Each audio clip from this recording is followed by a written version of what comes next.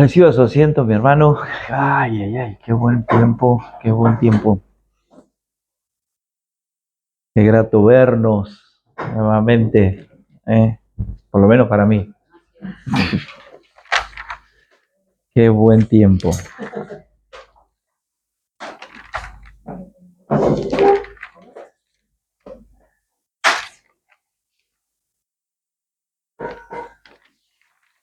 Yo no dije el título, pero vamos a ponerle una generación que expresa su gloria 2.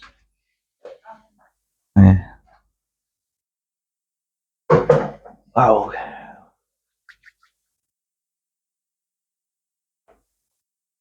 Ámbitos de atmósfera de gracia, de gloria, de paz. Y eso es lo que generamos todos, ¿no? Cuando nos disponemos. Y ese es un ejercicio que necesitamos tener en cuenta cuando se acercan, si bien es en todo tiempo, ¿no? Dice, adorando y orando al Padre en todo tiempo.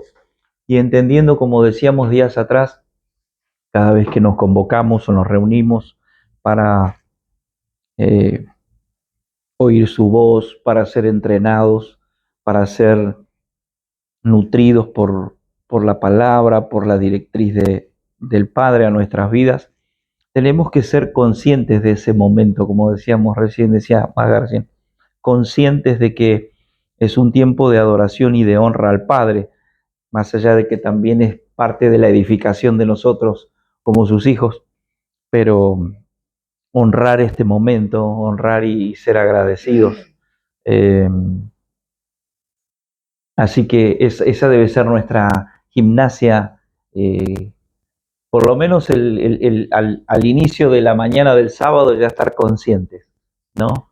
De que los santos se van a reunir, de que lo que porto de Cristo se va a maximizar con otras vidas y eso va a generar la atmósfera, como decíamos días atrás, en donde si va a haber un nacimiento va a ser adecuado, va a ser en un lugar totalmente libre de todo, de cualquier contaminación, eh, más bien con todo lo que se necesita para que alguien nazca bien y esté guardado y impartido en la vida del Señor. Y eso es parte de todos nosotros, cada uno de nosotros.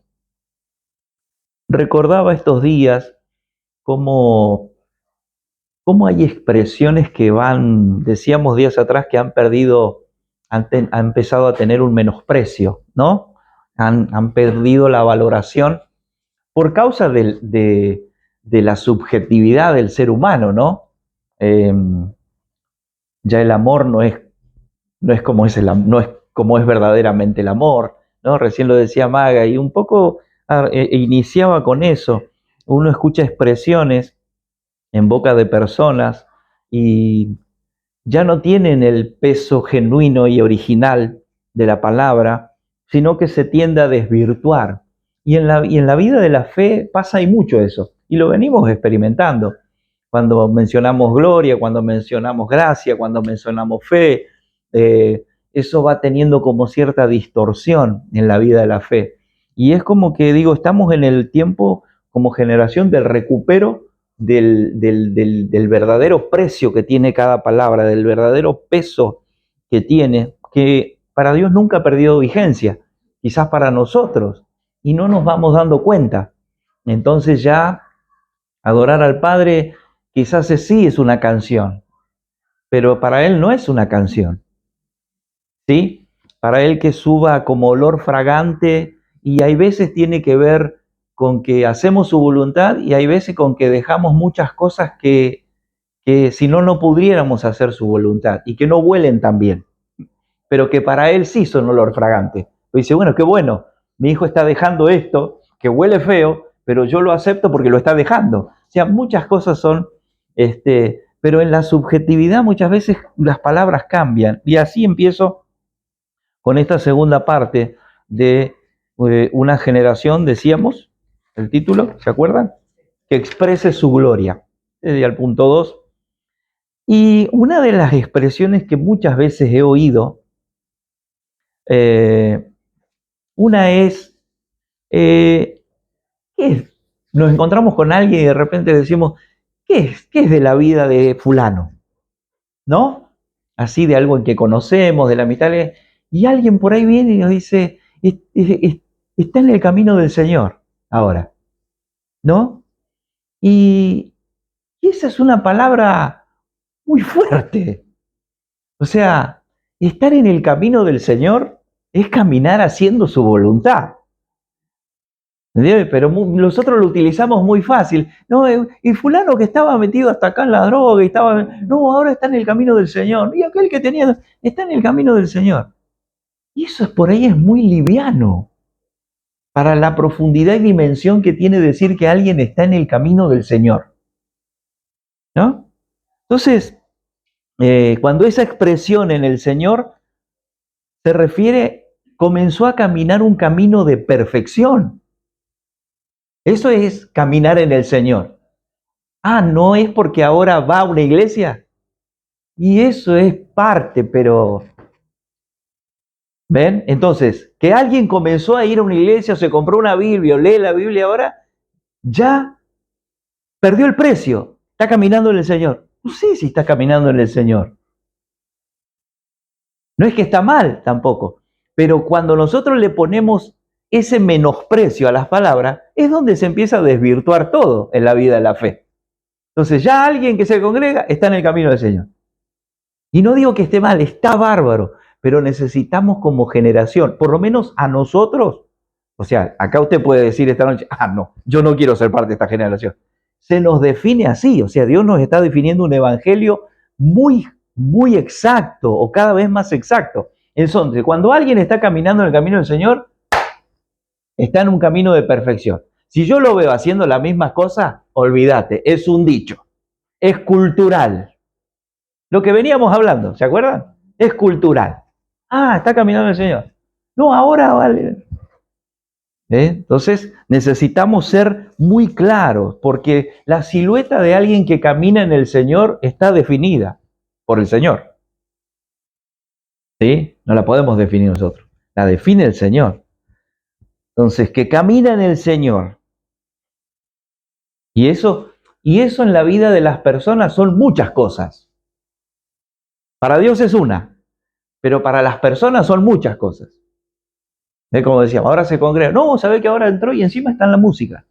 O no sé, o qué sé yo, ayuda en las campañas. Y ya es como que son muchas cosas que podemos decir que está en el Señor, pero estar en el Señor es que comenzó un camino de perfección.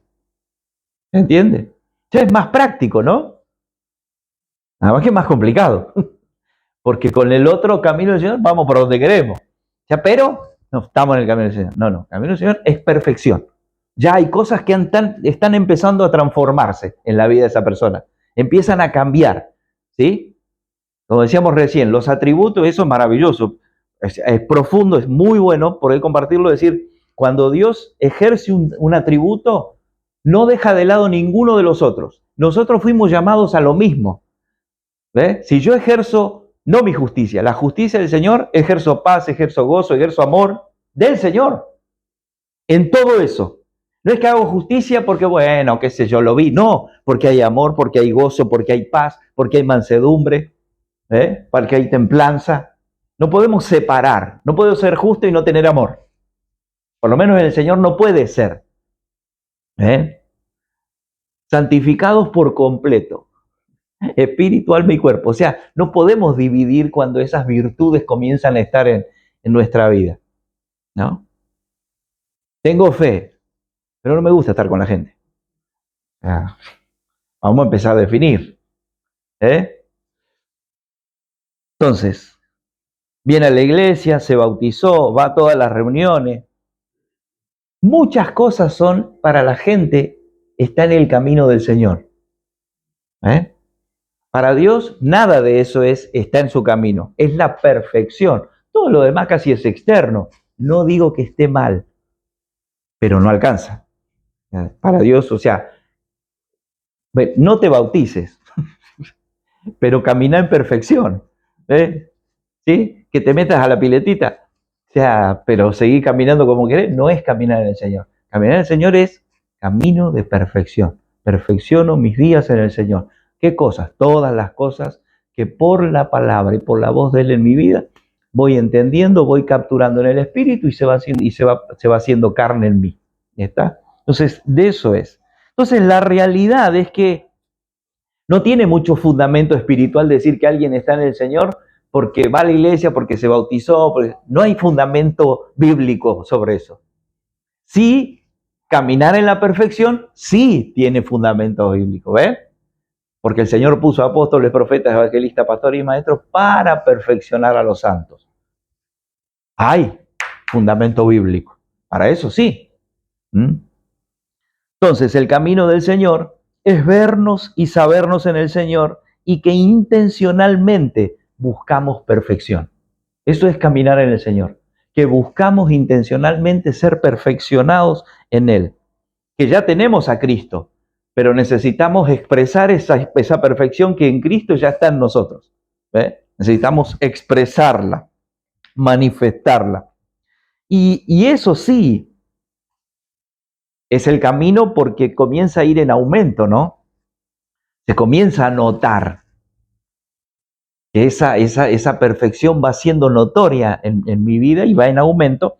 Entonces, de manera práctica, eso también es expresar la gloria a Dios. Cuando esa perfección va yendo en aumento en mi vida, nuestras vidas, y es lo que venimos hablando, ¿no? No nos vamos a salir de ahí porque es bien interesante hablar del fruto, porque hablábamos de eso. ¿Sí? Esa perfección lo que hace es que el fruto del Espíritu sea expresado. Todo lo que ya sabemos acerca del fruto del Espíritu. Y creo que como generación debemos de respetar las expresiones. Creo que es valiosísimo aprender a respetar las expresiones que quizás comenzaron a tener un menosprecio generaciones anteriores. Nosotros tenemos que recuperar. Si hablamos de la gloria de Dios, sabemos de qué estamos hablando. Si hablamos del camino del Señor, sabemos de qué estamos hablando. ¿Ven? No le bajamos el precio. ¿Ven? Y eso hace saludable a la generación que viene. Nosotros sumamos cuando nosotros mantenemos, recuerden que hablamos de un remanente, estamos hablando de un remanente y un remanente es el que mantiene intacta la sustancia del original. ¿Ven? Por eso es que tenemos que valorar y recobrar el precio de cada expresión. Cuando digo respetar, es que la descripción concuerde con la gestión. Que la descripción, está caminando en el Señor, se está perfeccionando, sí, se nota la perfección. No, va a la iglesia. No condice la descripción, no importa eso. Pero si es perfección y está caminando el Señor, bien, condice, ¿ven? Es adecuado, tiene sustancia eso. ¿Por qué?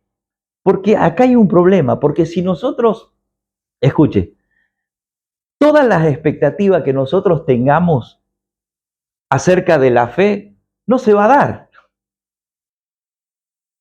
Cuando nosotros le decimos a las personas, qué bueno que ahora estás en el camino del Señor. O sea, y es como que, ya esto es el camino del Señor y Él va a esperar que haciendo lo que está haciendo, le sucedan todas las cosas maravillosas que Dios tiene preparado para nosotros.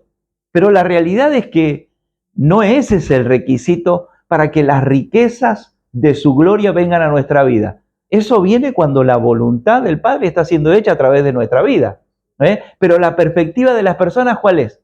Ya empiezo a ir a la iglesia, me tienen que empezar a ir bien. Un ejemplo. ¿Por qué? Hace muchos años hablábamos compartíamos una predicación que decía así, el título era ¿por qué Dios debería de recompensarte?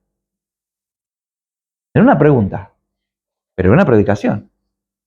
Si hoy ¿por qué Dios debería de recompensarme hoy? ¿Qué estoy haciendo yo para honrarlo a Él, para darle gloria a Él? ¿Qué estoy caminando? ¿Por qué? Entonces, cuando las personas, nosotros le permitimos que tengan esas expectativas falsas, nos estamos sumando a algo que no va a pasar.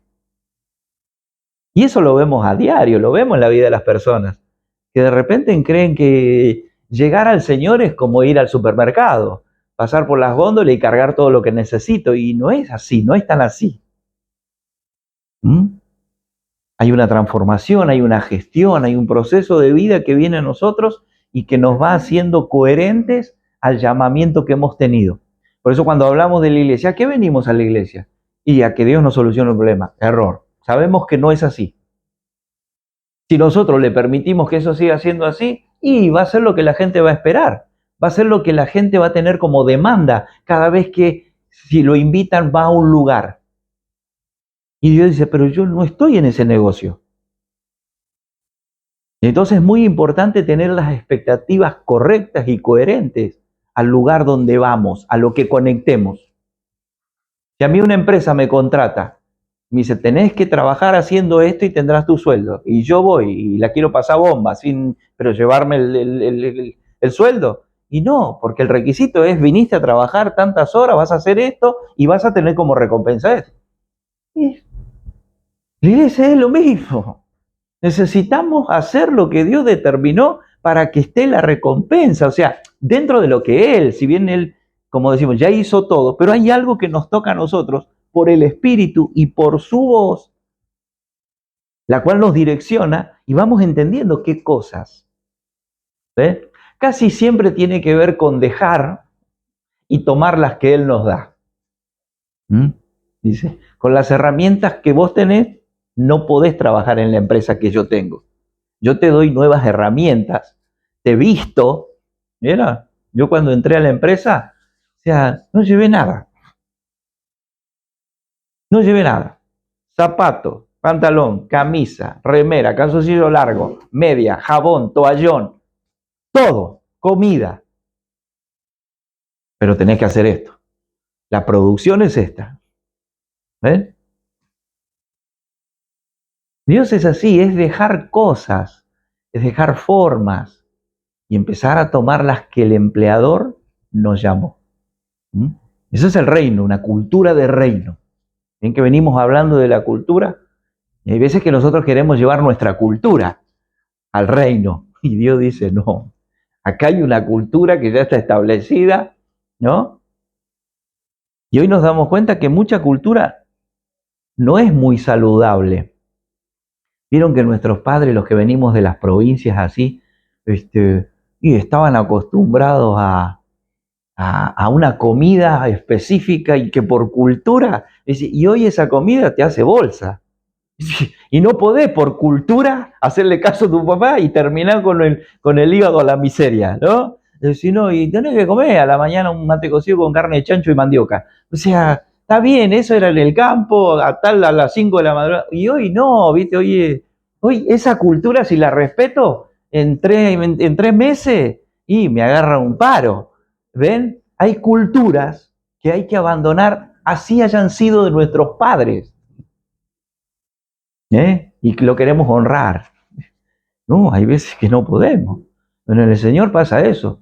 Culturalmente nosotros tenemos que tomar la cultura del reino y dejar nuestra cultura. Eso es como entrar a un país, ¿no? Voy a un país, vieron que les pasa a los argentinos. ¿Qué queremos hacer nosotros en todos lados? Asado, ¿no? En todos lados queremos hacer asado. Y vos vas a un lugar en España, vos vas a hacer un asado y está un ratito la policía, humo, no. ¿Qué me estás haciendo? O sea, es todo muy... Los vecinos enseguida te denuncian. Y nosotros... Pero es la cultura... Bueno, acá no. Acá hay otra cultura. Y te tenés que amoldar a la cultura de ahí, si no, a tu país. Y en el Señor es lo mismo. Él tiene una cultura de reino. Por eso el Señor vino a predicar el evangelio del reino. Entonces, ahí estamos, tratando de caminar en el Señor. Porque si es camino del Señor, es por donde Él preparó, como Él dice que se transita y para lo que debo ser competente. Ya miren los requisitos, ¿no? Es por donde Él trazó, como Él lo trazó y ser competentes para ese camino. Ya que esto nos ayuda a identificar primero contra quién tenemos que ser competentes. Fíjense, por no tener claro de qué se trataba el Evangelio, ¿sí? Nosotros nos pasamos muchas generaciones peleando con el diablo. Muchas generaciones. Hoy nos dimos cuenta que la competencia es equilibrados, pero tenemos un alma y tenemos un pecado que nos habita, que nos quiere desequilibrar todo el tiempo. Claro, y hoy entiendo, ya Satanás pasó a un segundo plano y nuestra competencia tiene que ser equilibrar nuestro espíritu, alma y cuerpo. Eso nos vuelve competentes para el Evangelio, para la cultura al reino que nos ha sido llamado. Claro, cuando uno no sabe, cuando uno lo ignora, que es algo que hablábamos también en la jornada, la ignorancia que traemos naturalmente porque no lo sabíamos, y cuando llegamos, si nadie nos lo dice, si nadie nos los enseña, y nosotros vamos a caminar con nuestra propia cultura, oyendo a Dios, pero metiéndole de lo nuestro. Y ahí está la mezcla de la que siempre hablamos. Siempre hablamos de eso. Ahora bien, ¿por qué nos ayuda a identificar? Y nos ayuda a identificar nuestra competencia. ¿Qué tengo que hacer entonces? Tengo que adquirir una cultura de reino. ¿Cómo se adquiere una cultura de reino? Bueno, naciendo de nuevo, prestando atención a la voz del Padre. Lo que está diciendo, ¿qué hace que yo identifique y corrija en mi vida? Porque sé que todo lo que Dios está queriendo hacer en mi vida es perfeccionarme para que pueda ser competente a lo que Él me llamó. O sea, Dios siempre es coherente. Dice, yo no voy a llamar para que hagan lo que quieran o como quieran. Yo los voy a llamar, les voy a dar la forma, les voy a dar la vida y les voy a mostrar los planos, cómo son. O sea, nos da todo.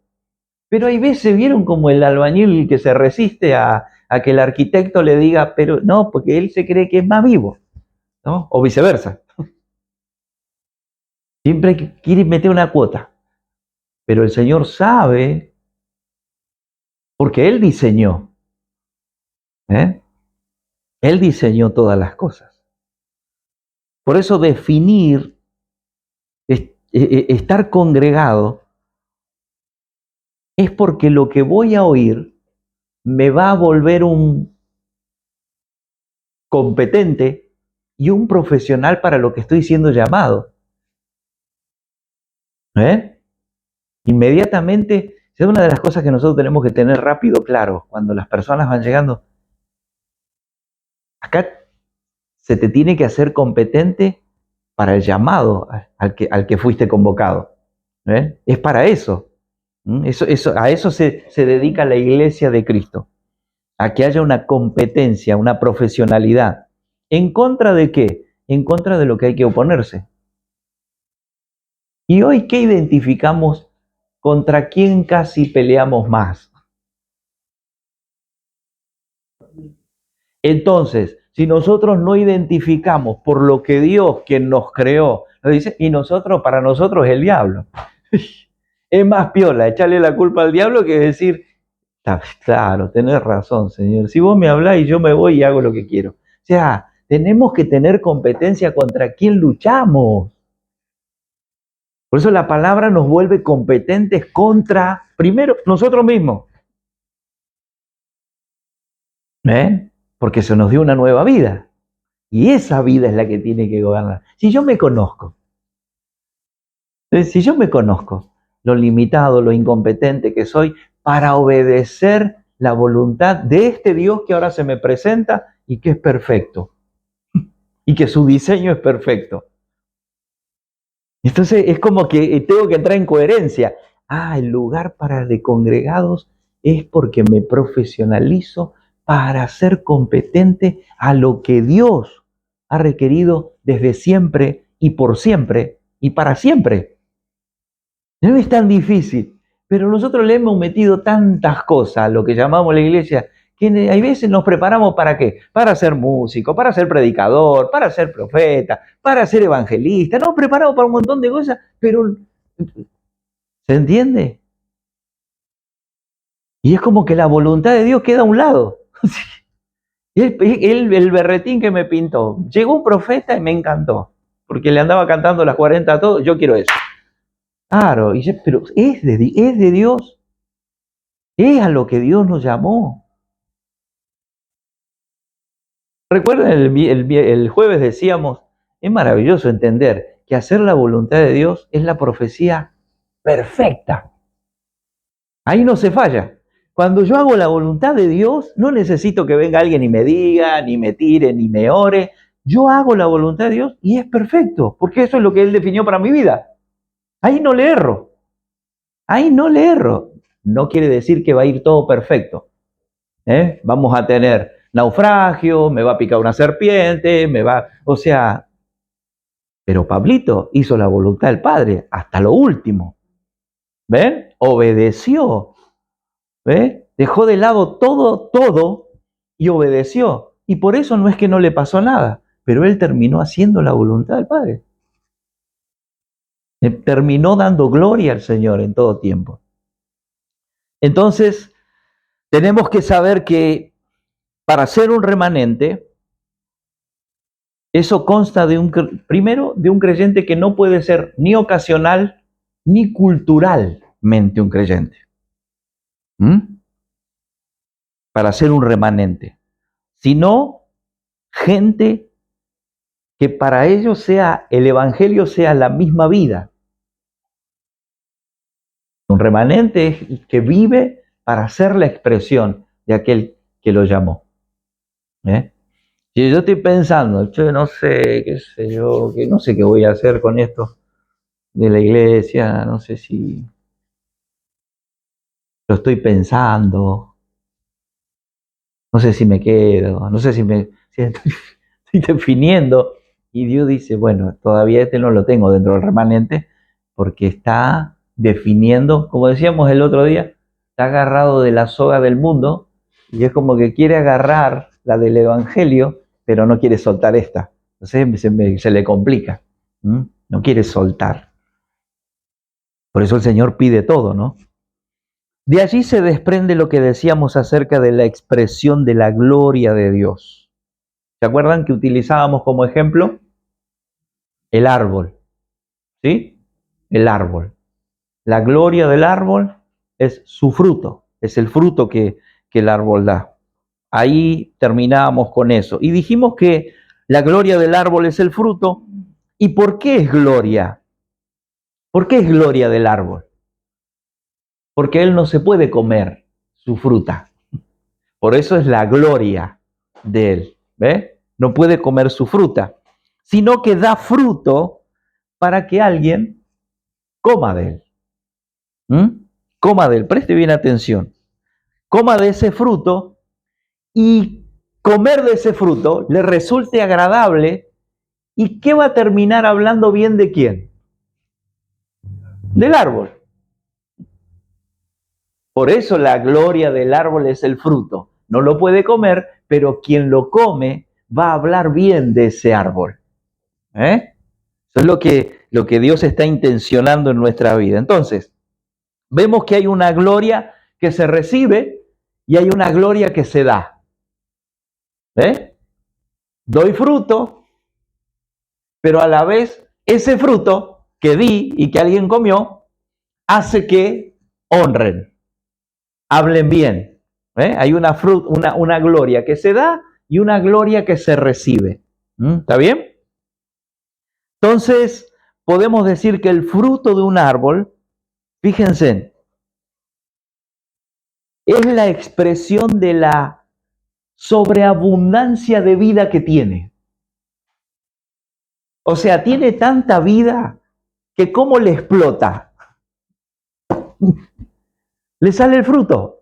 Porque es tanta la vida que porta que la única forma que le dé como cierto respiro a eso es que dé fruto y que otros coman. O sea, cuando alguien da fruto, cuando tiene sobreabundancia de vida. Por eso el Señor dice, yo he venido para que tengan vida y para que la tengan en abundancia. Y esto no es poca cosa. Oh, qué lindo que suena, qué lindo. A ver, ¿tengo sobreabundancia de algún tipo de vida en mi vida? Si es de Cristo, gozo, paz, benignidad, mansedumbre. Si no es de Cristo, también explotan frutos, ¿eh? También. ¿Ven? Ya lindo el suena, ¿no? He venido para que tengan vida y para que la tengan en abundancia. O sea, ese es el Señor en un nacido de nuevo. Ahora, si yo tengo un hermanito que explota, pero no tiene esos frutos, lo que no tiene es vida. ¿Ven? O sea, la idea por eso es no ponerle menosprecio a las palabras, sino ponerle el precio justo y la dimensión justa que tienen en el Señor. Entonces ese fruto es como decir, el árbol dice, me sobra vida, me sobra vida. ¿Y qué puedo hacer? Y la tengo que compartir. ¿Ve? Me rebosa esa vida que tengo, entonces la tengo que compartir. San Juan 10:10, ahí dice acerca de esto, que Él vino para darnos vida y para darnos de manera abundante. ¿Para qué?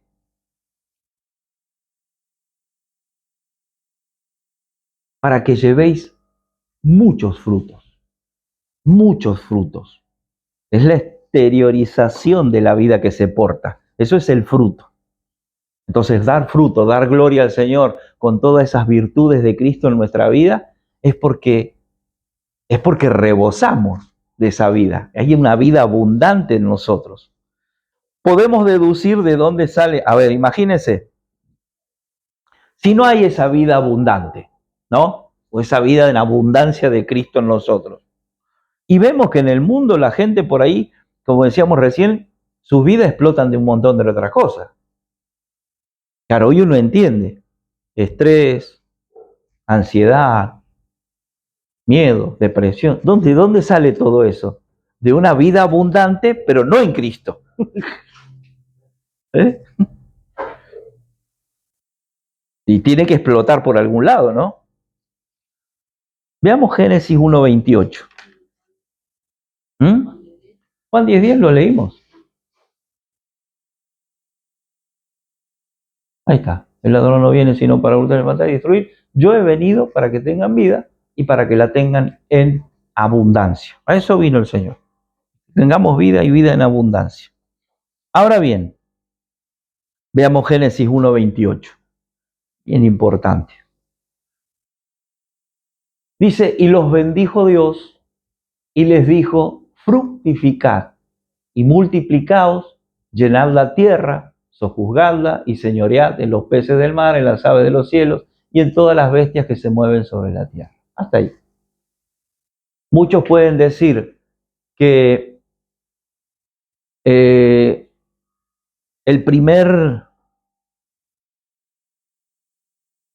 la primera orden que el Señor le dio al hombre, esa de amarás al Señor tu Dios con todo tu corazón, y en realidad el primer ordenamiento que Dios le hace al hombre es ese, fructificar.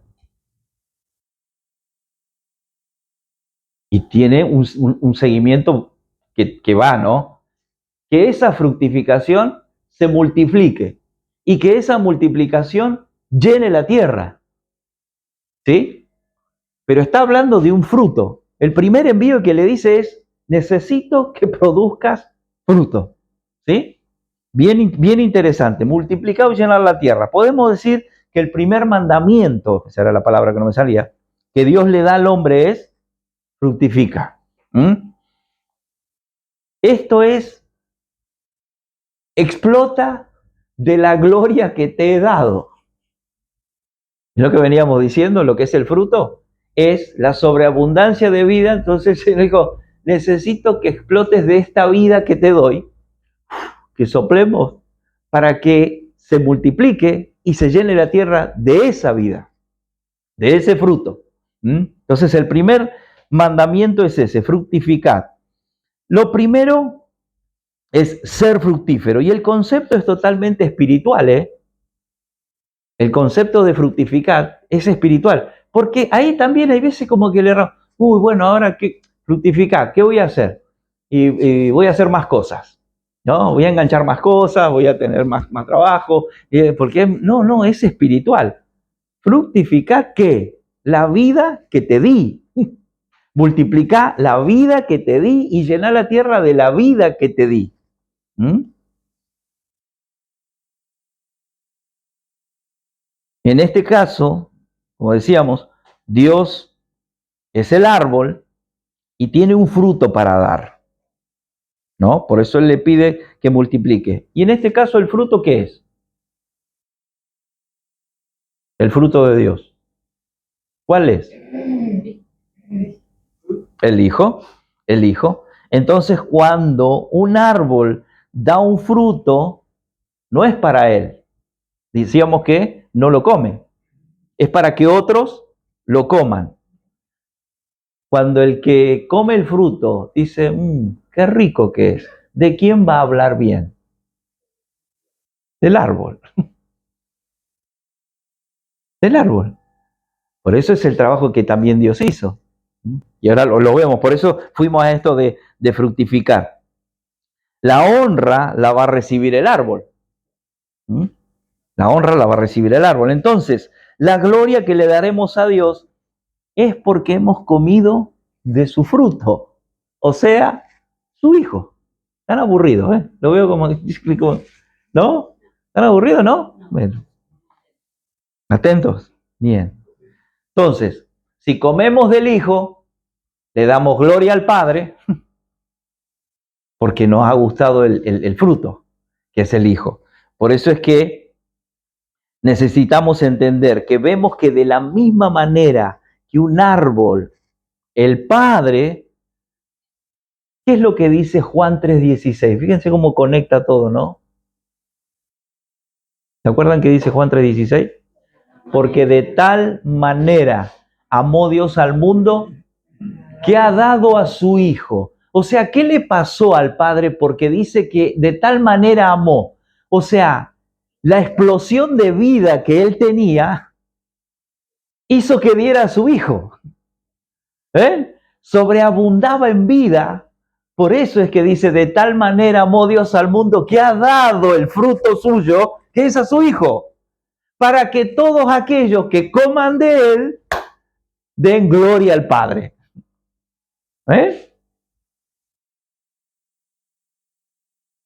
El fruto es el Hijo. Y es importante que cuando yo como del Hijo, me doy cuenta que ahí sí, ¿ven? La gloria no es una canción.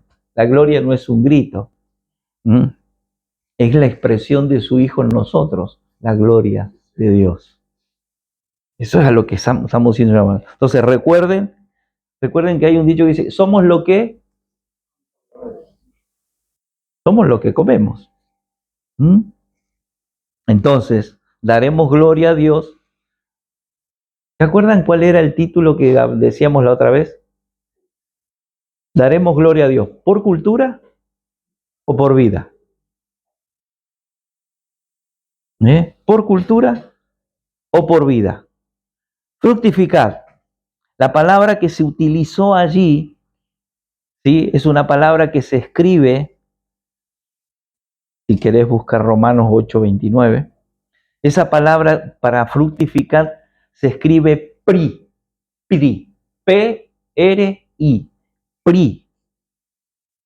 De esta palabra fructificar deriva en la Biblia la palabra primogénito.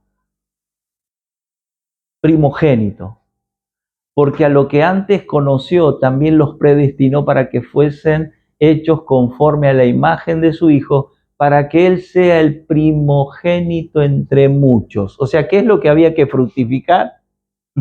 Un fruto. Y ese fruto era Cristo. Por eso Él tenía que ser el primogénito. El primogénito, o sea, el eslabón, el principal. Así que fructificar tiene la idea de primogénito.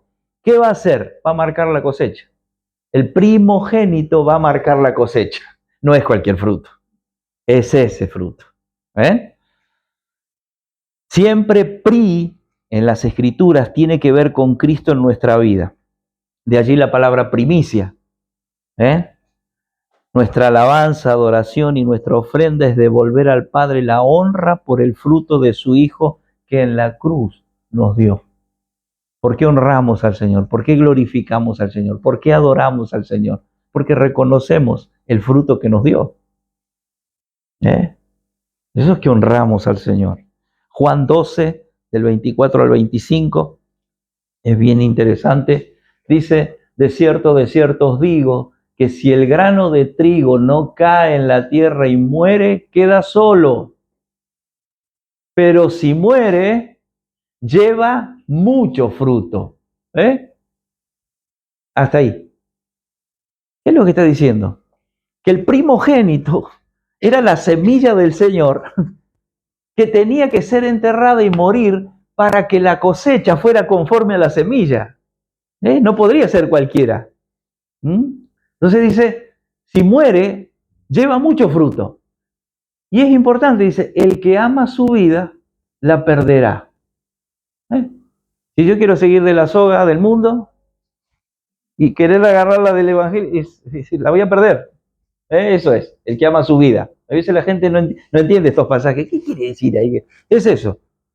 El que ama su vida, la que tiene, la cultura, la perderá. Y el que aborrece, Pinco, menosprecio, no es odio. En la Biblia es menosprecio. Aborrecer es bajo de acá a esto que tengo acá, que es mi vida, y la pongo acá, le pongo en segundo lugar. Aborrece su vida en este mundo para vida eterna. La guardará. Es clarita la palabra, ¿no? Por eso al Señor se le llama semilla. Tuvo que ser sembrado. Por eso es el primogénito. Ahora, 1 Corintios 15, 22. Porque así como en Adán todos mueren, también en Cristo todos serán vivificados. Tenemos otro ahí, Romanos 5, 12. Por tanto, como el pecado entró en el mundo por un hombre y por el pecado la muerte, así la muerte pasó a todos los hombres por cuanto todos pecaron. ¿Qué quiere decir esto? Si el Señor no cumplía con los requisitos de ir a la cruz, ¿dónde quedábamos todos? En Adán, muertos. Por eso Él tuvo que ser sembrado y morir para dar un solo fruto. Tuvo que intervenir en otro. Tuvo que venir un PRI, un postrer Adán. Tuvo que venir un PRI en esto, y en esto vino un PRIGE. ¿Recuerdan que decíamos primogénito? Un prigen, un primero, un único, un gen nuevo, un primogénito. El gen de Adán estaba bajo pecado, pero el primogénito en Cristo vino con un gen, una genética nueva para dar un fruto eterno y lleno de gloria para el Padre. Por eso es el primogénito, Colosenses 1:18. Y Él es la cabeza del cuerpo, el que es la iglesia, el que es el principio, el primogénito de entre los muertos. Miren ustedes, ¿qué estábamos nosotros? Muertos. O sea, Él es nuestro primogénito para que en todo Él tenga preeminencia. Es glorioso. ¿Saben que esa palabra que dice el que es el principio tiene que ver con el plan original de Dios? En el principio no es porque empezó allá en el primer de Génesis, sino que es el plano original, en el principio. Cuando Lucas también, y esto es importante porque está conectado, ¿se acuerdan que decíamos que Lucas quería ordenar la historia para que Teófilo entendiera? ¿Sí? Está todo conectado esto. También lo que Lucas le estaba tratando de decir a Teófilo decía, porque en el principio, en el plano de Dios era así. Por eso Él ordenó todo, para que Teófilo pudiera entender y no se perdiera. No es que nos perdimos de Teófilo, quiero terminar con él. Entonces Él tiene la preeminencia sobre todos los que hemos, entre los muertos. Es por eso que esto que venimos compartiendo, que no podemos dejar a la próxima generación una cultura del Evangelio. No podemos dejarle una cultura del Evangelio. O sea, que nuestros próximos jóvenes se sigan reuniendo así un sábado, que como siempre la iglesia sea la música, sea la oración, sea levantar la ofrenda, sea pasarla bien, reuniones de jóvenes, reuniones de matrimonio. O sea, eso no deja de ser cultura. La cultura del reino es expresarlo a Él, conociendo bien al Padre porque nos dio vida eterna. Si eso está fluyendo primero, y todo lo demás puede venir, pero tiene que fluir primeramente para lo que fuimos llamados. Si no, le vamos a dejar una cultura evangélica y no una cultura de reino. Si nosotros hacemos reuniones para jóvenes, para que puedan pasarlas bien porque hacen hip hop, porque hacen payasadas, o sea, y no les enseñamos acerca de una cultura del reino, o sea, nosotros estamos mal, estamos peor que ellos. Pues eso es lo que tenemos que dejar sembrado. Ahora usted dice, ¿y pero esto pasa en todos lados? Lamentablemente no.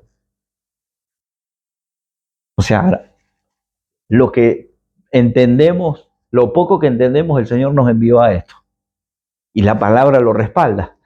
Hay un fundamento, o sea, no es que se nos ocurrió y ahora estamos extremistas. No, es que se desvirtuó tanto generación tras generación que hoy parece que fuera extremo.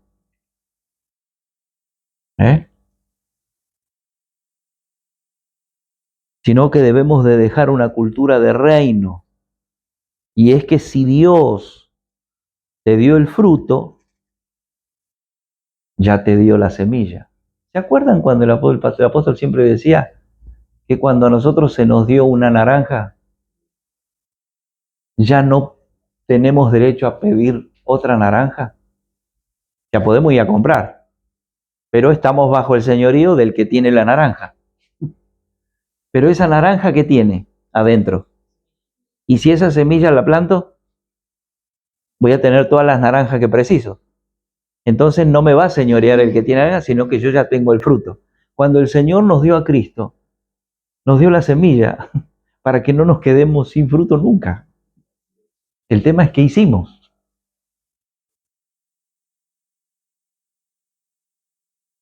Porque Él, cuando nos dio al Hijo, nos dio la semilla para mantener el gen, la genética del reino, para que no se cambie. O sea, nos dio todo allí. Vuelvo a lo que decía Lucas. Lucas quería resguardar a Teófilo y como compartimos y parte también el apóstol compartió, tenía que ver con cuidar con toda la cultura que ya había en Tesalónica, en Colosas, en Galacia, en Corintio. Ya todas esas iglesias tenían una cultura evangélica. Estoy hablando de los primeros siglos que la iglesia surge.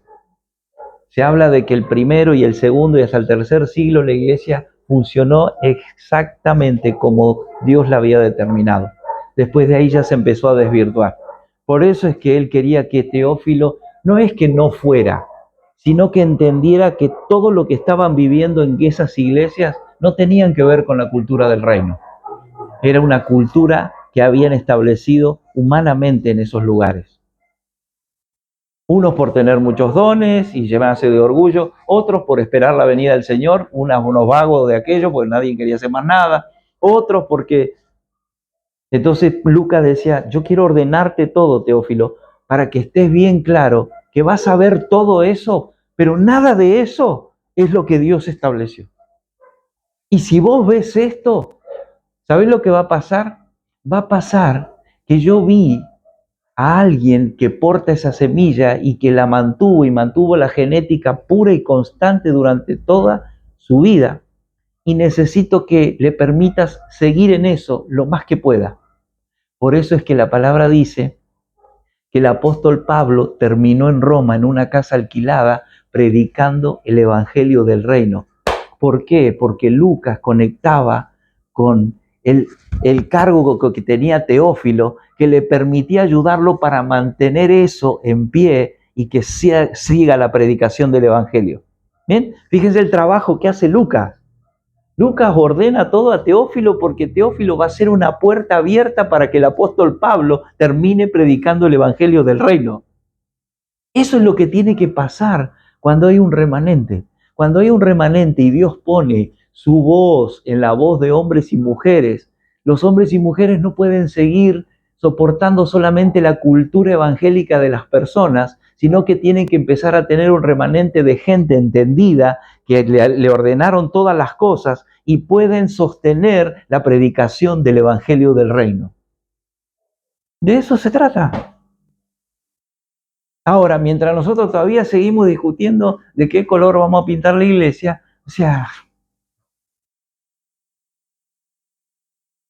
nunca nadie va a terminar en Roma predicando el evangelio del reino en una casa arquidiocesana. ¿Ven cómo conecta todo? Y Lucas Lucas casi era un ilustre desconocido.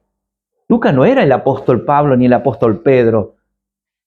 Lucas era, pero al Espíritu Santo le pareció bien darle a Lucas. Lucas compite con el apóstol Pablo en escrituras. Pero sin embargo, tenía la capacidad de hacer la voluntad que Dios determinó que hiciera. Eso es la cultura del reino. Cuando entendemos y vamos encajando todas las piezas y nos damos cuenta de la dimensión que tiene ser un hijo de Dios. Nosotros no llegamos, y me incluyo, no llegamos a dimensionar todavía lo que es una cultura de reino. Estamos en el camino, pero necesitamos entender, aprender, hacer el ejercicio. Como decía, duele. Sí, cuando usted va al gimnasio, arranca el gimnasio, ¿cómo viene? Todo dolorido. ¿Sí? ¿Saben cómo se va ese dolor? Con más ejercicio.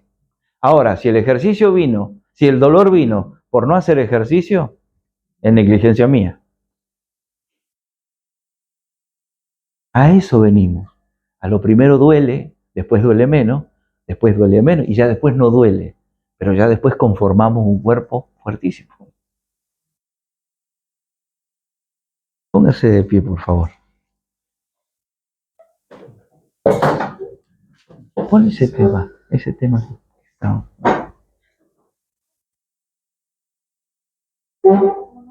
¿Sí? Sí.